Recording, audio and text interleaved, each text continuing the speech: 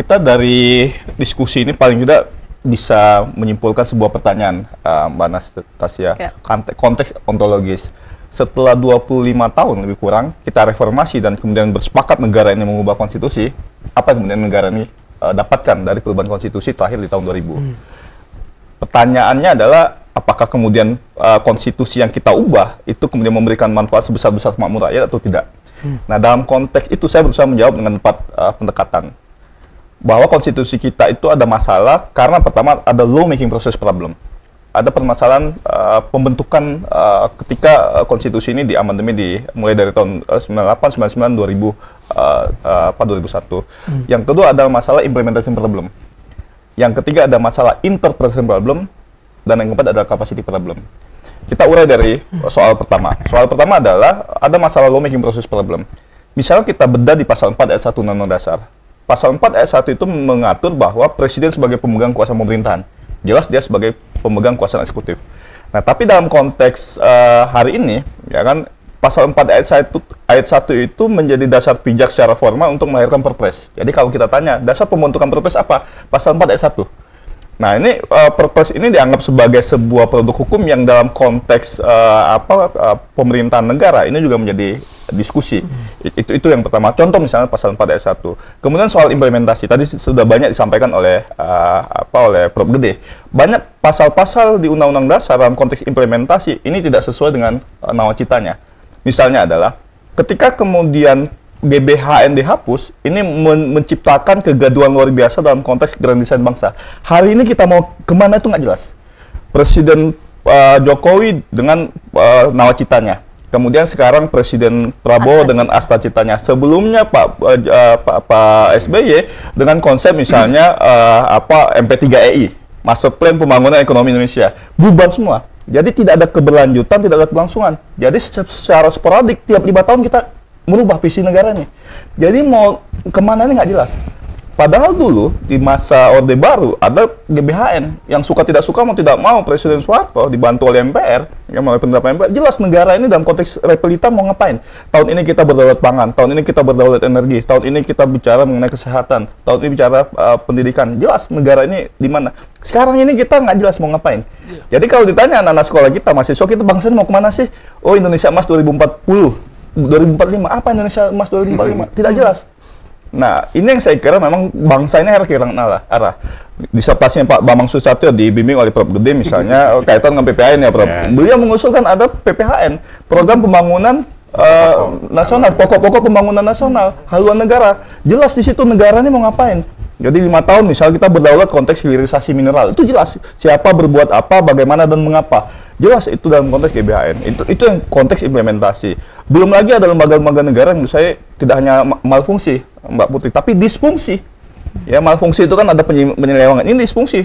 Ya, tidak bisa bekerja dalam konteks menjalankan kedaulatan rakyat. DPD misalnya. Ya, pertanyaan esensi saya, untuk apa DPD dibentuk? Karena ya dia hanya dalam konteks lawmaking proses saja. Dalam konteks pembentukan undang-undang pun dia anak tiri. Dia bukan lembaga pembentuk undang-undang. Jadi pelengkap derita. DPR mau ngajak ya silakan gitu kan. Dan hampir seluruh inisiatif RUU itu ya pemerintah dan DPR. DPD itu nyaris ya dalam konteks saya, dalam konteks tata negara tidak berfungsi sama sekali. Beban negara luar biasa dikeluarkan ke sana. Merekrut anggota DPD itu cost-nya luar biasa, political cost, social cost-nya tinggi. Itu saya kira harus dibenahi DPD itu. Prof. Gede sampaikan, sudah masuk ke masa lalu. MPR itu ada 3, ada utusan partai politik, yaitu DPR, ada utusan golongan, dan ada utusan daerah. Itu lebih baik. Jadi yang jadi anggota DPD itu memang anggota urusan golongan itu memang orang-orang punya kapasitas, kapabilitas yang representatif dari rakyat. Ya sekarang ya oligarki. Yang jadi anggota DPD anaknya gubernur gitu kan. Yang jadi anggota DPD anaknya wakil gubernur. Yang memang pendekatannya di money politik, ya kan? Pendekatannya adalah pendekatan kekuasaan. Dan ini bahaya bagi masa depan anak cucu kita. Soal KY misalnya, Komisi Yudisial. Suka tidak suka, mau tidak mau, KY ini hanya berfungsi untuk mengusulkan calon hakim agung ke DPR.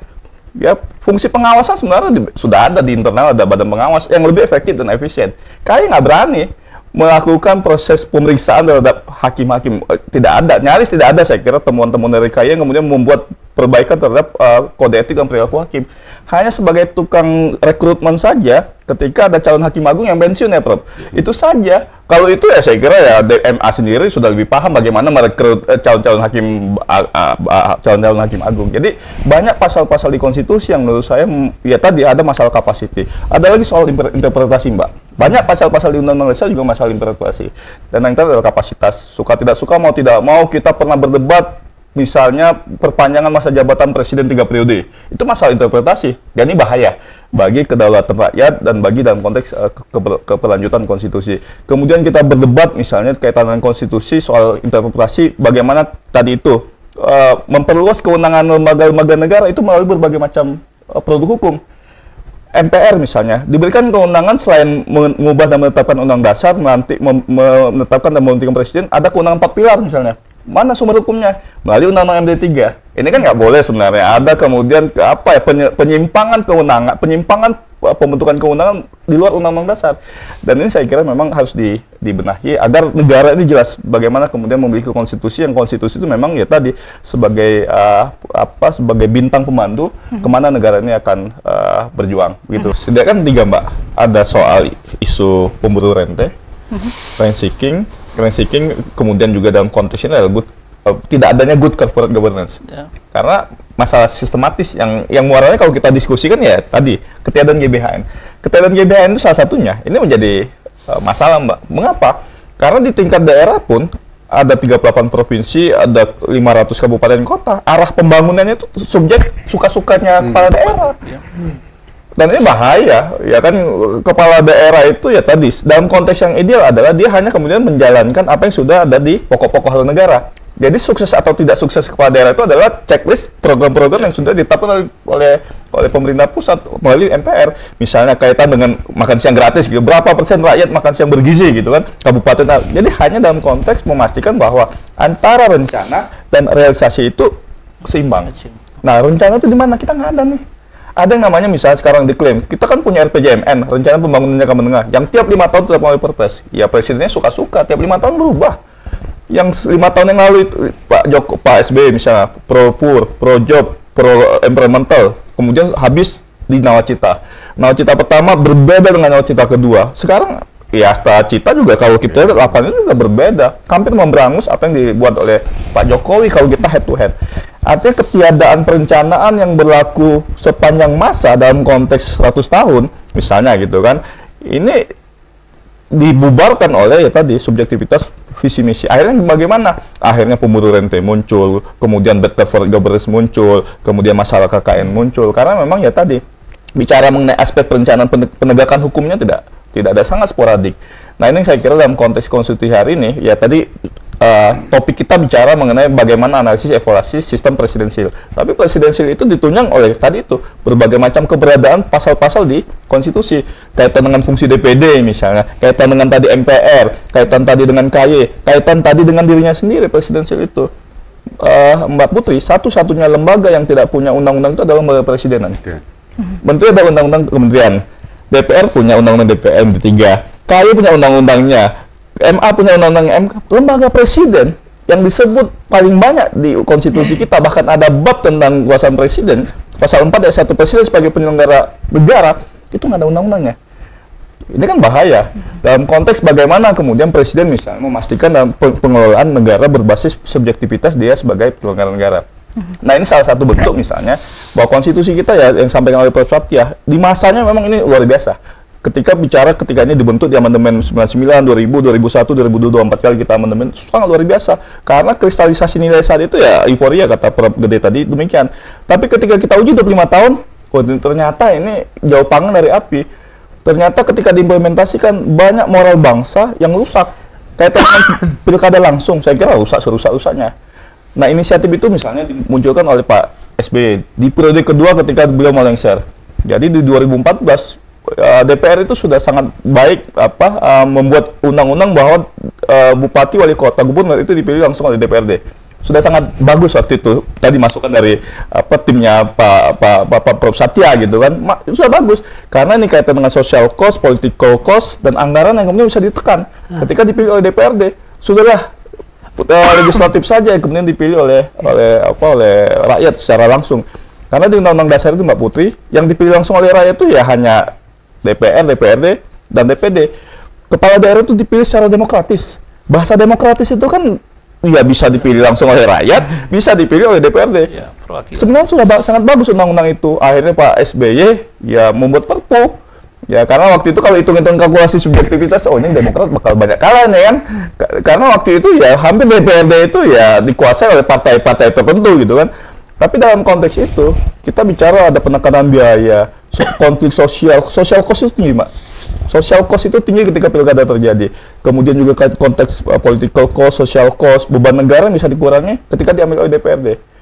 Nah, misalnya kita lihat sekarang, banyak praktik PJ nih, PJ kepala daerah itu. Saya lihat dia lebih genuine memimpin daerah. Ya, Jawa Barat misalnya. Saya lihat Jawa Barat itu bekerja itu PJ Gubernur Jawa Barat. Kemudian Sumatera Selatan Pak Ellen Setiadi bekerja fokus pada pembangunan. Dia tidak punya kepentingan politik dengan partai politik. Dia tidak punya kepentingan bayar hutang. Fokus dia adalah membangun kerja saja.